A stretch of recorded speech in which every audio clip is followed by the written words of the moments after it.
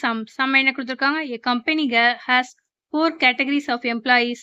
Employees வந்து 4 categories இருக்காங்க. Assistants, clerks, managers and an executive officers. இத வந்து A, C, M, Eன்னு போட்டிருக்காங்க. Company provides assistantக்கு 10,000 salary, clerkக்கு 25, managerக்கு 50 and then executive officersக்கு 1 lakh salaries பண்ணியிருக்காங்க.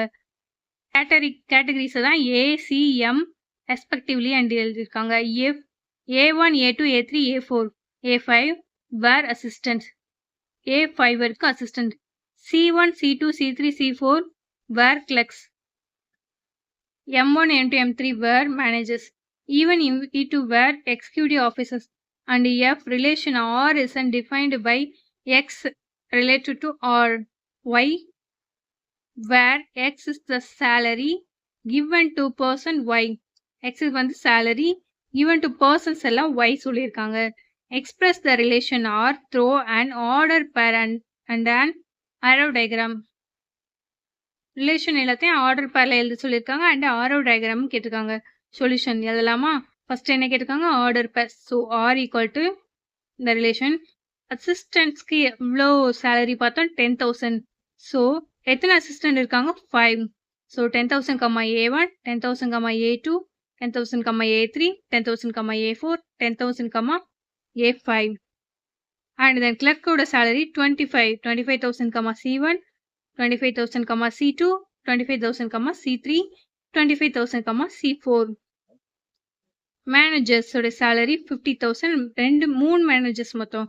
So 50,000, M1, 50,000, M2, 50,000, M3.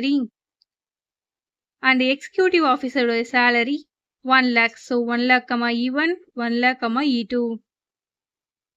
And B arrow diagram கேட்டிருக்காங்க. Xல வந்து salary எழுத சொல்லியிருக்காங்க. So salary 10,000, 25,000, 50,000, 1 lakh. Bல இந்த சைடு ஃபுல்லாவே நமக்கு வந்து persons எழுத சொல்லியிருக்காங்க. persons வந்து எத்தனை assistant இருக்காங்க? நமக்கு 5 assistant. நம்ம இங்க ஆல்ரெடி பார்த்தோமா? So 1, 2, 3, 4, 5. A1, A2, A3, A4, A5. 4 clerks. So C1, C2, C3, C4. 3 managers. M1, M2, M3. 2 executive officers. E1, E2.